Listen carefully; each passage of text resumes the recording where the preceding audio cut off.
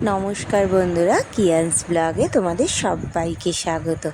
আমি খুব ভালো আছি, আশা করি তোমরা সবাই খুব ভালো আছো। আজকের ভিডিওটা আমার এই ছোট্ট ঠাকুরঘর থেকে শুরু করলাম। রোজের মতো সকালবেলায় উঠে সংসারে কাজ সেরে চান করে ঠাকুর পুজো দিয়ে নিচ্ছি।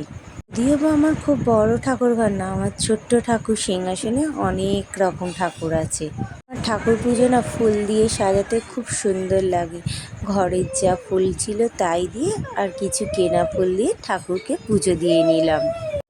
তো পুজো দিয়ে উঠে এবার খেতে বসতে হবে।